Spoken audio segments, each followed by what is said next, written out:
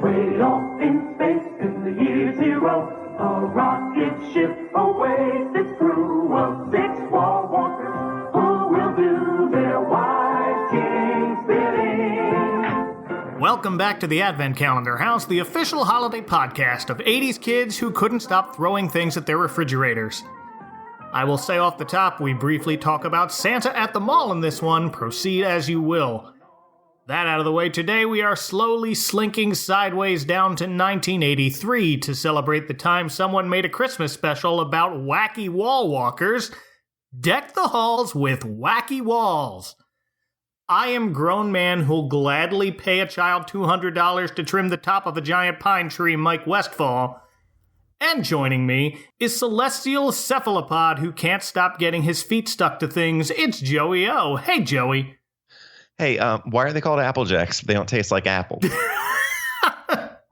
Always hated that slogan. We just like it, okay? We'll get to that. We'll get to the cereal at some point. We will get to the cereal. Now we have to bring up, like, tiny baby Julia Stiles in that one commercial. Call me stupid, but if they named it Applejack, shouldn't it taste like, well, apple? Stupid. At one point, I brought it up on another episode, so now it's going to go in the show notes as soon as I remember it. Let up a little on the wonder why and give your heart a try. Which is a cute message for a special about believing in Santa, but it comes off as kind of a backfire to Albert's pompousness. He's like, it's like that old series of Apple Jacks commercials. Why do you like the cereal called Apple Jacks? It doesn't taste like apples. I don't know, Dad. We just do. But yeah. So this happened. Yeah. This might be the oddest special that you've assigned to watch. And you were not familiar with this beforehand, right? I was stunned it existed. Yeah, I definitely didn't know about this until about 5 years ago. It was on a list of Christmas specials you might have forgotten, and I'm reading the list, and it's things like He-Man and She-Ra and the Cabbage Patch Kids, and I'm feeling really good about myself for no reason. Then it hits me with this, a Christmas special about Wacky WallWalkers. So for the unfamiliar, Wacky WallWalkers were these sticky octopus-looking toys they used to put as free gifts in cereal boxes, which is why we were talking about Apple Jacks, that you'd throw at the wall and they'd walk down it almost in a slinky-like motion. They originated in Japan as a toy called taco, that's T-A-K-O, taco, which is the Japanese word for octopus, or a Japanese word for octopus. And a woman in Japan sent some to her grandkids in Washington, D.C. in the 80s, but it was her son who saw potential in the toys, bought the rights to them for 5,000 American dollars, and renamed them Wacky WallWalkers. That man is Ken Hakuda, better known as Dr. Fad. Dr. Fad. Dr. Fad. Take a walk on the wacky side. Dr. Fad. Fooled y'all, this episode's just a ruse to talk about Dr. Fad. Joey. Oh, we will. Your memories of the Dr. Fad show. My memories of the Dr. Fad show? Well, to prep for this, I found the Dr. Fad YouTube channel, which is official and has a bunch of episodes up there. Oh, I didn't know it was official. Oh, yeah. Oh, That's why it was high quality and everything. Yes. Oh, I'm excited now. That's one of my favorite theme songs. I just remember my brother and I singing that all the time. Yeah, I love that show, but so much when I watched it, I was like, oh my gosh, I remember everything about this. Like they're like the three contestants are all in different panels that were different colors, and his awesome Wacky WallWalker sweater he wore all the time. Yes. Which he still wears. And that it was like a semi-educational show. Yeah, it was great. It had, okay. So it was on Saturday mornings from 1988 to 1994, and it was a very unique game show where kids competed in creative challenges, and they presented their own original inventions. And the audience decided by round of applause whose was the coolest. And the winner received a prize such as a trip to Central Florida that included stops at Walt Disney World, SeaWorld, and the Kennedy Space Center. Hope that included transportation because Disney to Kennedy is an hour's drive at best. And it had segments celebrating fads past and present, including the hula hoop and the Super Bowl. It'll be back after a while. A good Super Bowl always returns. Well, here's another Super Bowl here. Thank you, sir. Now, Ed, it's on behalf of the Dr. Fad Show. See, I told you. They always come back. It's my pleasure to present you with this packaged, gift-wrapped, I wrapped it. Golden Gizmo Award. And be careful because it's glass, okay? Hold it very carefully. I'm honored, I tell you. Oh, my. My strongest Dr. Fad memory is the Fad Graveyard segment, where they paid tribute to a, quote, dumb fad that failed to live up to his own hype. Here we are in the Fad Graveyard, where all the dumb fads end up. Shall we see what we can fish out today, Jim? Yeah, be careful. You don't know what's in there. Ooh, let's start with, I remember this one well. What the heck is that? We all know stonewashed jeans, right? Yeah. Before that, somebody came up with mudwash jeans. Oh, Does that make any sense to you? My mom would be really mad if I brought this home. Every mother's nightmare. Gross. I forgot that. I have this in my notes that he would go around, and there were kids in the audience that had their own inventions too. They would show off really quick. It was like the Mystery Science Theater Invention Exchange meets Phil Donahue. Yes, yeah. They must have invited a bunch of kids who had invented something, and they would bring it, or I guess they would just encourage kids who go to the show to bring your own inventions. It also has the very, very 1988, 1992 aesthetic, like say Video Power. Video Power, or it reminded me of Double Dare. Yeah. Which I think kind of kicked off that whole trend. Mm-hmm. Oh, also, the episode I saw, there was a host that was just sort of Dr. Fad's sidekick that just kept the show running. Yeah. And I looked him up because he didn't have that many credits to his name. Did you look him up? I have. His name is Jim Fife, who went on to be a segment producer for The Late Show with Stephen Colbert. Oh, well, he had an even more exciting credit in IMDb that I found. Oh? He was one of the Scolari brothers. What? I tried him for murder. Gave him the chair. Oh, I need to look at this now. That's amazing. He was the skinny Scolari brother. Oh, man. I'm excited now. How did I miss that? Oh.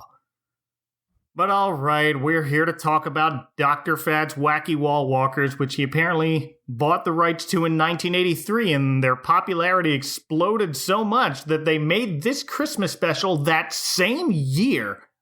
Yeah. That's impressive.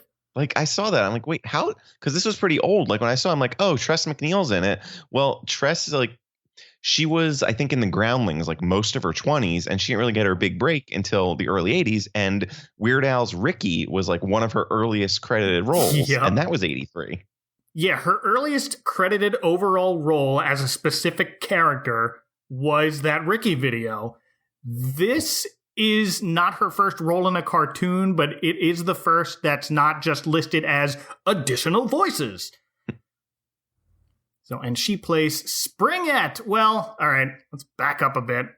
So, Deck the Halls with Wacky Walls premiered December 11th, 1983 at 7:30 on NBC. And in this special, the Wacky WallWalkers are aliens from the planet Kling Kling. Are they Klingons? No, that's different. Whose king, it's a monarchy planet, whose king discovers a new star in a distant system and sends a fleet of 6 WallWalkers to Earth to investigate. The trip takes them nearly 2,000 years. You know what that means. They're 2,000 light years away? Yeah! Sit at home. But they haven't aged a day, and they soon learn the star was connected to something called Christmas. So it's now their mission to find out what a Christmas is. So at the beginning, they have this little song. We're introduced to our team of 6 through songs. Springette is one of them. 2,000 years from home. There's Wacky, their leader, and it's Dawes Butler, the voice of Yogi Bear. Finally, Dawes Butler arrives on the podcast. He did a bunch of voices for Hanna-Barbera, including Huckleberry Hound, Snagglepuss, Mr. Jinx, Augie Doggy, Quick Draw McGraw, and Elroy Jetson, just to name a tiny, tiny few. Wacky in this sounds, to me, the most like Wally Gator. We're here, and we've got a job to do. Then we have Crazy Legs, just like his name. played by Howard Morris, and that's why he sounds like Jughead. If anyone can find out about that star and about Christmas, you can, Wacky. You're the best. Howard Morris is probably best known as the Andy Griffith Show's Ernest T. Bass. He was also...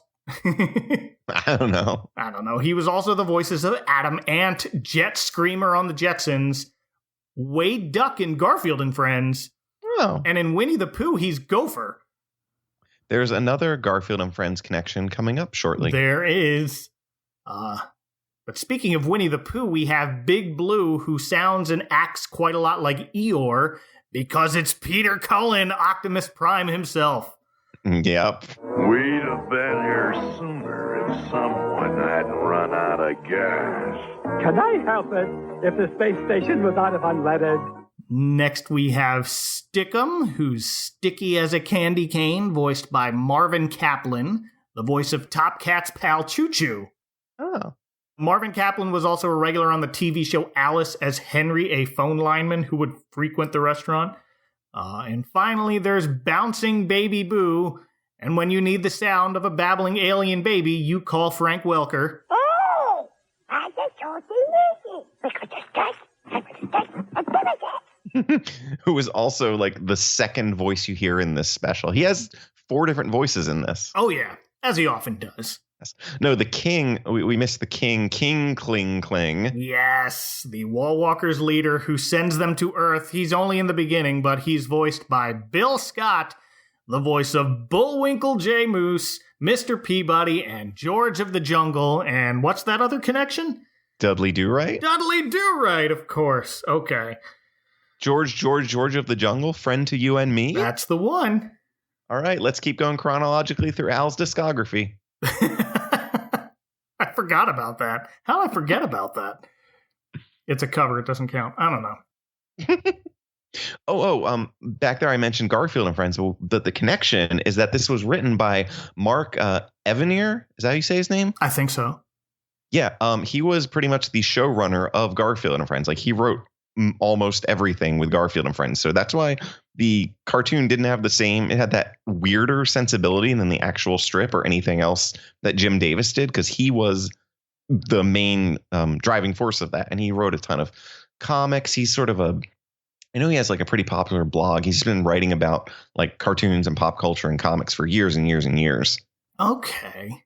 But yeah, I saw his name right away. I'm like, oh, and if you look up, he wrote like a ton of like cartoon stuff, like nice. Garfield. Like I said, if you go back, he wrote like the Plastic Man cartoon and stuff like that. 2 episodes of Dungeons and Dragons. So yeah, I saw his name right away. I'm like, oh, perfect. There you go. Mother Goose and Grimm. Oh yeah, that was the cartoon. Yes. Okay.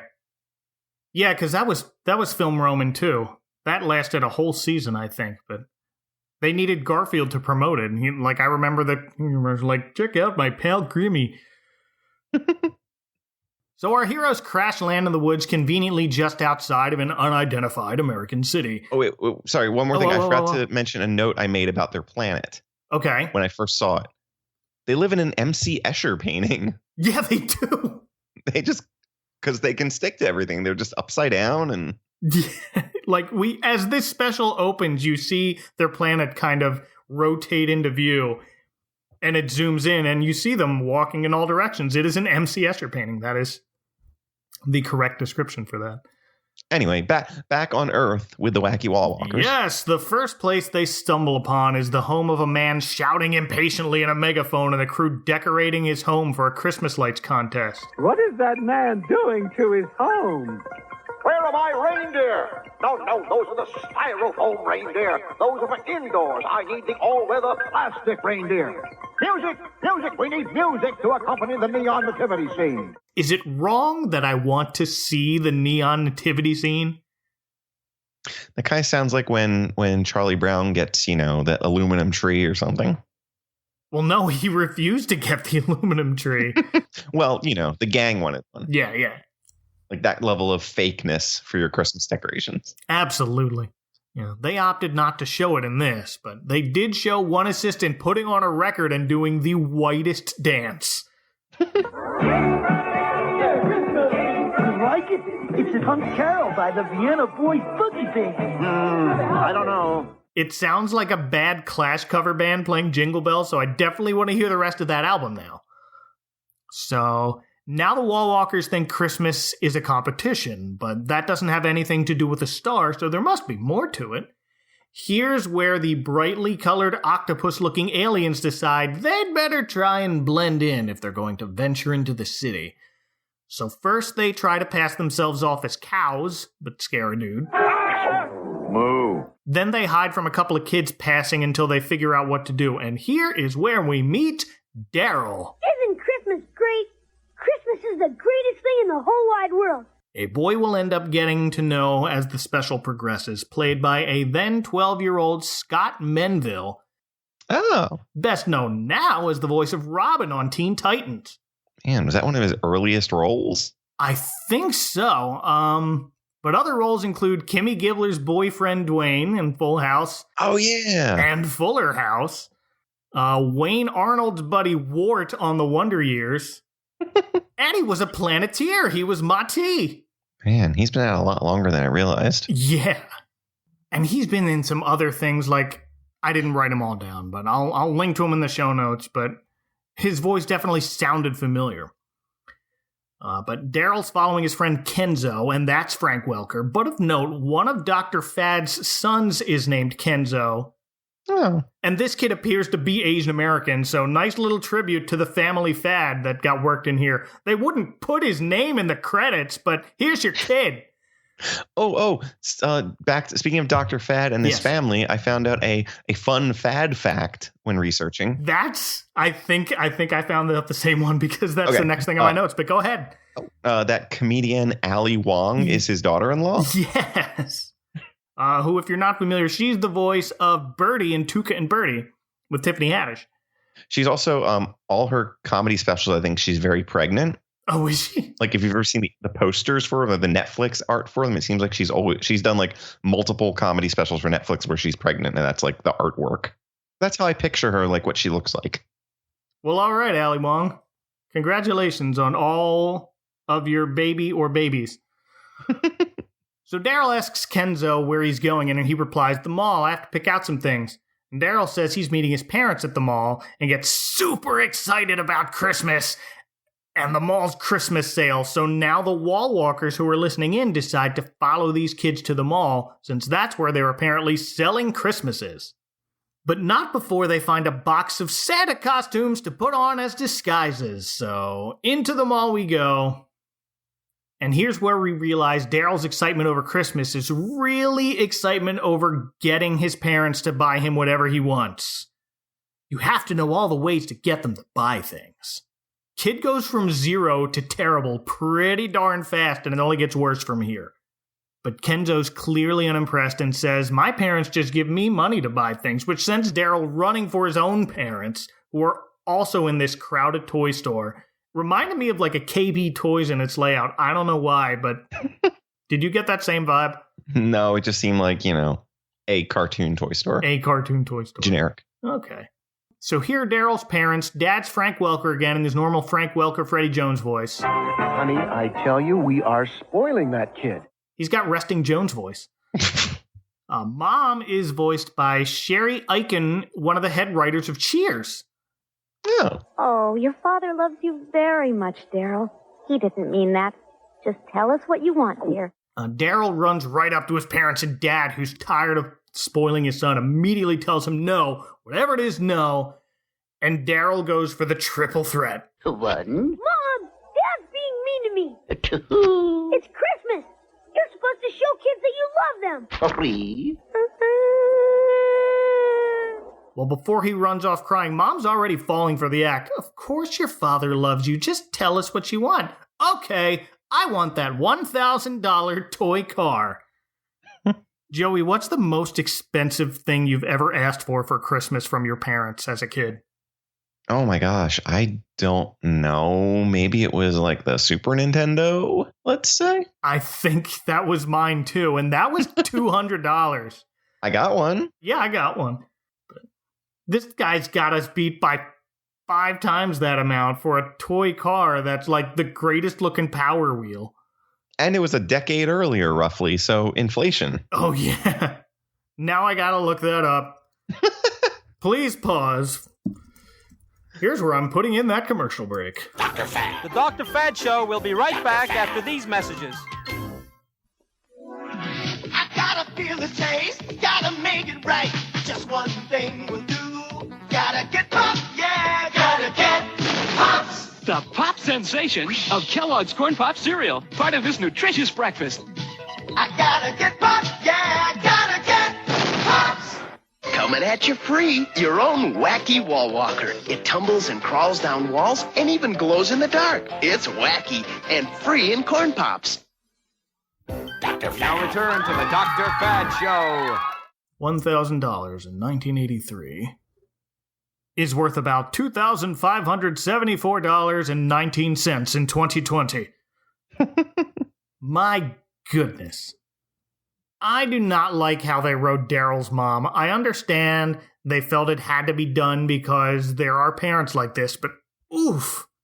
I don't remember the mom making much of an impression. I mean, just the dad was Frank Welker, but they seem just very I don't know, cartoon parents. I mean, the kid's personality overshadows them so much. It does. He's got a lot of personality. He really, really does.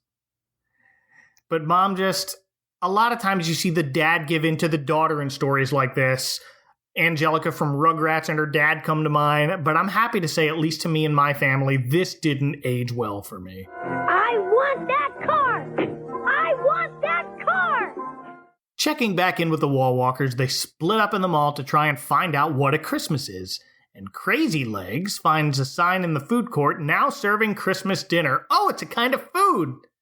And he disappointingly discovers the taste of tuna noodle casserole. What do you want? We have chicken dinner, turkey dinner, fish dinner. Oh, I'll have a Christmas dinner. Look, Elf, I don't have time to play games. Pick something out. How about that? Here's your Christmas dinner, sport. Tuna noodle casserole. This is what all the fuss is about? This is what all the fuss is about? I feel like tuna noodle casserole might be the least Christmas food. Meanwhile, Wacky finds a Christmas tree lot, mistakes the ornaments for fruit, and eats one, and is disgusted to find it's just skin with nothing inside. Oh, what a terrible fruit. And now all I can think of is Joe Pesci in Home Alone stepping on those Christmas ornaments with his bare feet, but in your mouth. Ew. Yeah. We didn't get a really good look at WallWalker's anatomy. I don't want to. He seemed to be okay, though. He just not a fan. Because there was nothing inside. Like those chocolate Easter bunnies. And Springette gets in line to visit Santa Claus, but not before a kid with a very long list, because every child in this is terrible except for some later. Springette has a change of pace for this Santa because she only requests that he tell her about Christmas. Just tell me what Christmas is, and she stumps Santa. Well, people put trees in their living rooms. Why? I thought trees grew in the forest. Well, they do, but, Well, how can a tree live inside a house? it doesn't live. They kill a tree and leave it in their living room? Sounds dumb to me. Now I want to only describe Christmas trees as they kill a tree and leave it in their living room. Santa gets fed up, and last warning to skip ahead because he finally tells Springette, look, kid, I don't know the answers to your questions. I'm not the real Santa. You're an imposter! Hey, everybody! He's a fake! He's impersonating Santa! Whole line of kids running away crying. Santa storms off and quits, passing bouncing Baby Boo on the way out. And Baby Boo reads a Christmas sale exit sign, but only the part that says Christmas sale, and ends up in the parking lot, unbeknownst to the others who meet back up to report on their Christmas findings. Christmas is a shiny, hollow fruit. Christmas is a time when you put candy in your socks. Christmas is tuna noodle casserole. There's an incident in which Stickum gets his sticky legs caught in an escalator, so everyone works together to free him. Why is he so much stickier than the rest of them? There's always... Did you have WallWalkers? You had at least one in the cereal box, right? Oh, yeah. I can still picture it like going down the walls of my parents, like the first house we lived in. There's always one. I don't know why I had more than one. I guess I had a lot of corn pops because that's where I got them, from the corn pops. You gotta have your pops. I did. But it always seems like after a while they would get so sticky, or like they would fall on like a carpet or a rug or something, and then they'd get all kind of furry, and then they would stick, and they wouldn't so much as walk down the wall as kind of drunkenly stumble. So I think that's the joke they're going with here. Stickum is just too sticky, and their legs kind of intertwine. This happens more than once in this episode, which is a nice thing. Oh, look, they're working together. They love each other. But here, Wacky's costume comes loose, and he gets launched back down the escalator and into the toy store from the momentum of Crazy Legs learning how to stop the escalator while everyone was pulling the other way. I figured it out. You push this to stop it. Thanks, Crazy Legs. They have to throw that safety PSA in there. Hey, parents, if you ever need to stop an escalator, there's a button right here. Well, Wacky, now in a costume, hides among the toys, and Daryl's mom spots him and convinces her husband to let her buy one more thing for the kid. The other WallWalkers arrive just in time to see Wacky getting shoved into a gift box, so they have no choice but to follow Daryl's family home. Well, here's where they split up again because they realized, oh no, Baby Boo is missing. So Crazy Legs goes searching for the baby. The other three walk up the side of the overpass because they have to show that, look, remember, we can walk up things. To hitch a ride on a bus driving behind Daryl's family's car, the whole time Daryl still throwing a tantrum at his dad. They get home, Mom tells him not to open his new gift until tomorrow morning. It was Christmas Eve this whole time? That guy decorating his house is very behind schedule. There's more decorating that's about to happen at the last minute, too. There is. Anyway, of course, Daryl opens it as soon as they leave the room, pulls out Wacky, and what's this? I didn't ask for this. And the WallWalkers who followed them home walk up the side of the chimney and head down into it because Christmas special. Daryl walks back into the room in the middle of the rescue attempt and leads the WallWalkers outside before his folks find out they're alive. That's an odd reaction for this kid, at least. My weird alien toy is alive and has friends. Quick, into the backyard before my parents see you. Like E.T. Yeah, I guess, but I'd expect this kid, Daryl, to react like, Mom, the weird alien toy is alive and making more of itself. Help! They go out to his backyard where Daryl has his own shed. Like E.T. Like E.T. You know, I didn't put that together, but this is only a year after E.T. That's exactly where they're getting this from. But he's got a bunch of junk up on the wall. It's a sled, a random musical instruments, golf club, skis, a tennis racket. Kid decorated his clubhouse shed like an Applebee's. Wacky explains their mission to learn about Christmas, and Daryl explains Christmas is when kids are supposed to get whatever they want, and their parents have to buy it for them. What I want is this real neat car.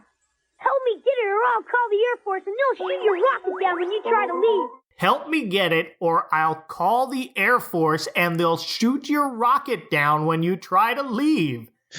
That just puts him at some of the worst of the worst children you've ever seen in a Christmas special. That escalated very quickly. Yes. I know grown-ups who, well, I don't know personally, but I've seen grown-ups on Facebook act like that now. The WallWalkers concede to helping this kid since they can't leave without finding Baby Boo anyway. And here Daryl decides to use them to raise the $1,000 himself in however many hours it is until the mall, which is a drive away, closes. But that all works itself out. He finds some odd jobs around the neighborhood. He finds a neighbor who tells him, well, I got this pine out back I need to be topped off by 10 feet, and the tree trimming company wanted $300. Daryl says he'll do it for $200 and even decorate it for Christmas, but you can't watch me. And the grown adult agrees to it. This is such a scam of all scams. So Daryl, being the worst, orders the WallWalkers to get to work trimming the tree while he supervises on a hammock. And they're fine with that because they don't know any better, and we get a musical montage about teamwork. When you've got a job to do, and you've got some pals with you. You are way ahead of where you'd be if you were all alone. So you take some time to think. And they managed to make the $1,000 by trimming and decorating the other giant pine trees around his suburban neighborhood on Christmas Eve. What?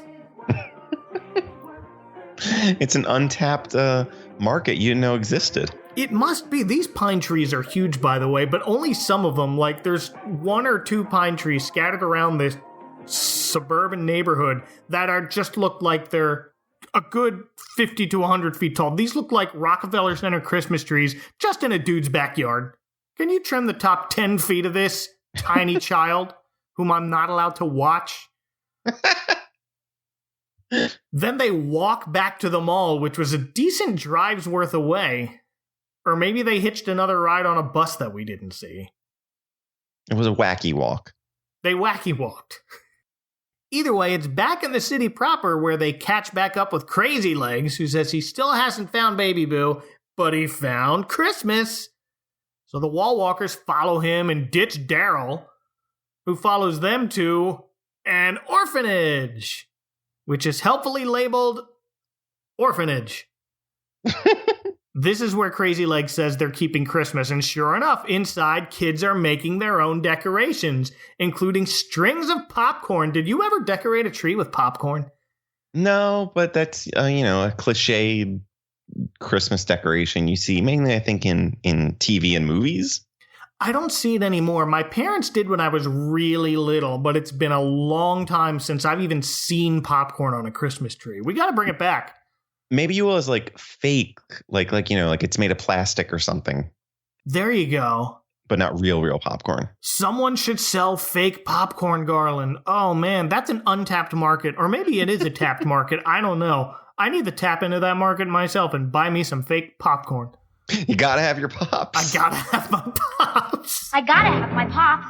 Here's where Big Blue asks Daryl, okay, because we've already accepted that the aliens from across the galaxy speak English. Fine, they don't know what Christmas is, but they do know what an orphan is. Because Big Blue asks, I don't understand something. Christmas is when you make your parents buy you whatever you want. Right, that's all there is to it. So, who buys the gifts for the orphans? Daryl stumped, of course, but soon Crazy Legs points out the answer. People have shown up all day, dropping off gifts, including Daryl's friend Kenzo. The money his parents gave him and the shopping cart full of toys were for the orphanage. And now Daryl wants to see more, despite Wacky telling him you'd better hurry if you want that car. Crazy Legs leads them up the wall and Big Blue carrying Daryl up to see. But upstairs, there's a lady up here who tells stories to kids. And she's telling the nativity story, and conveniently, she's on the part about the star. And it was a star like none other shining brightly in the sky that night, guiding the 3 wise men. The star. She's telling them about the star. From this day forth, man must be taught to love his fellow man and to remind himself this day each year. I was trying to pay attention to exactly how much of the story of Christmas we do and do not learn in this special. It's a very narrow sliver of it. It is a very narrow sliver. No Jesus. No Jesus. They hint at Jesus. Yes. But there's a star, and Daryl realizes he thinks he didn't know as much about Christmas as he thought he did. Cut back to his house later that night, and his parents catch him in the living room, loading his wrapped presents into a wagon. He asks to take the wagon load over to the orphanage, and Dad naturally is dumbfounded for a second. Dad, I've got plenty of toys I haven't played with yet. Can we take these over to the orphanage and pass them out?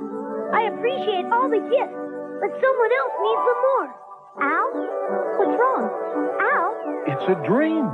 Ellen, it's got to be a dream. But off they go to the orphanage to deliver stuff, and the woman answering the door conveniently says out loud, and look what I just found in the mailbox, an envelope with $1,000 cash and no name on it. How can this be? Daryl remarks probably someone who was ashamed of himself and wanted it to go there. props to Daryl's dad to not ask any questions and rush his suddenly reformed out of nowhere kid to an orphanage where they all hand out gifts to kids there. Just, okay, let's do it. And he found a breakthrough and he ran with it. I didn't have any plans besides watching you open stuff you don't need tomorrow morning. And the WallWalkers watching outside through this window finally understand Christmas is a celebration of something that happened a long time ago. And they leave it at that. They found out about the star, but they're still missing Baby Boo. They head back to the rocket and find he's in there. And he's decorated the rocket for Christmas. Okay, but were they just going to leave without him? I kind of forgot about him. Well, they kept bringing up his name. We still haven't found Baby Boo. We still haven't found him. They said it right before they reached the rocket, but they were walking to that rocket. They were ready to go, man. They were busy, learning about capitalism. Yeah. And orphans. Thankfully, it doesn't matter, and now they have Christmas decorations to bring back home with them, ending with, who knows, a thing like this could catch on big. And that's it. They blast off for home. They had to go now. Their planet needed them. And we never see animated Wacky WallWalkers again. Oh, no. So after I watched this, I explained it to my wife, Erin, who you've heard on this podcast before, I hope. And I was like, yeah, so the Wacky WallWalkers are aliens. What? And they come to Earth to learn about this, to follow the star from, the story of Christmas. What? And this is what they do. Like, that was the special? Yeah. This whole episode of the podcast was just, so here's a thing that happened and here's everything that happened to it. And I'm not sorry.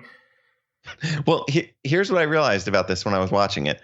You always hear like the cliche about like, how would you explain baseball to aliens who came down from space? That's the plot of this. It really is. You're right. Yeah. How would you explain, I don't know, the Electoral College to aliens who came down from outer space? It's hot garbage. Yes. Would they have tried to make this a pilot? It seems like a very one-off thing. Yeah. Which wasn't uncommon around this time, but considering how they became a fad, I'm a little surprised they didn't try to do more with them. If you look in the Wikipedia entry, it says the special was not well received and was in the bottom 5 of the Nielsen TV ratings for the week. Suzanne Barnes of the Cedar Rapids Gazette observed, I personally don't believe that the whole purpose of Deck the Halls with Wacky Walls was to illustrate the true meaning of Christmas. I believe it was simply a 30-minute commercial for Wacky WallWalkers. 1983, everyone. I'm impressed, actually, that we found it on YouTube. Like, who recorded it and put it on YouTube? Yeah. So this 1983, this was like someone who had an early VCR too. Mm-hmm. Or it might be on beta. Oh no, beta. No, not only is it on YouTube, but it's on like that YouTube video, that copy of it that someone uploaded on YouTube is the copy that's on Dr. Fad's website. It was just like, oh, someone else uploaded it? Thanks for doing the work for me. Any final thoughts on Wacky WallWalkers or Dr. Fad? No, I wanted to note that Dr. Fad also went on Fad Fairs, one of which came to Philadelphia, and apparently he received the Inventor of the Year award from the Franklin Institute. I read that.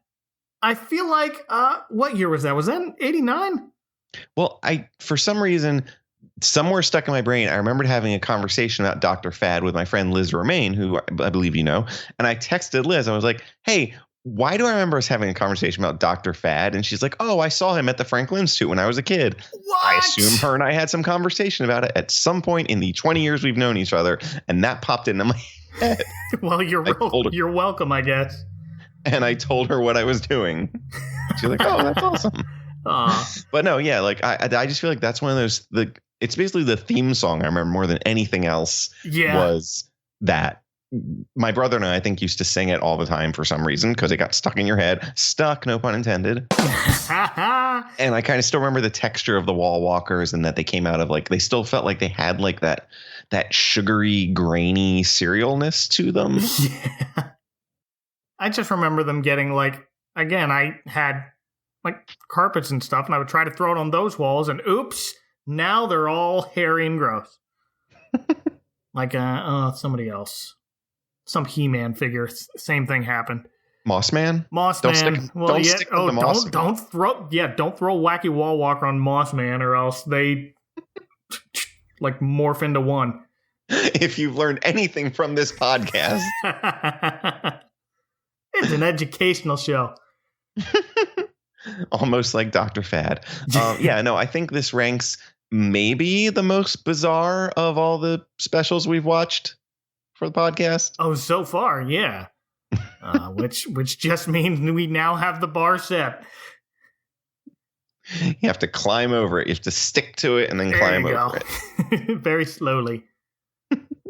Well, Joey, if people want to decorate your shed like an Applebee's, where can they find you on the internet? You can find me on Twitter at I'm Gonna DJ24 or on Wynette Radio at wynetradio.net. Yes, thank you for walking through this with me. And you can follow this show on Twitter at AdventCalHouse, and the show notes I kept talking about are at adventcalendar.house. See y'all in a couple days. For now, for Joey-O, from the side of an abnormally large pine tree towering over someone's home in the middle of their backyard, it won't fall on their house, it's fine. This is Mike Westfall saying, careful wall walking around that icy patch. Good night, everybody. Dr. Fad. Dr. Fad. And remember, don't just follow fads, create them! Who's got something great here?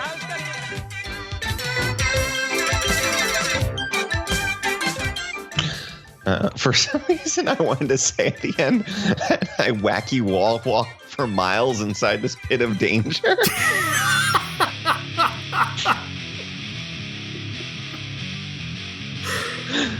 I don't know. Wacky WallWalkers. That can be the stinger at the end. Perfect.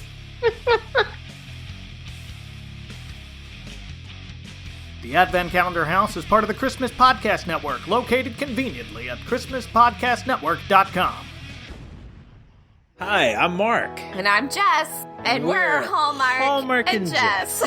I feel like we're at a car dealership commercial. We swear we won't talk like this during the podcast. There's two things we love most in this world. Hallmark movies and Lacey Chabert. And we're breaking down all of your favorite Hallmark movies like... A Very Merry Mix-Up. Rocky Mountain Christmas. And the All of My Heart series. Tommy, please be my husband. So tune in every Wednesday. Today. Next time on the Advent Calendar House. Start another day for our health and pay. Play is work and work is play. Work from me today. Only one person can stop me now.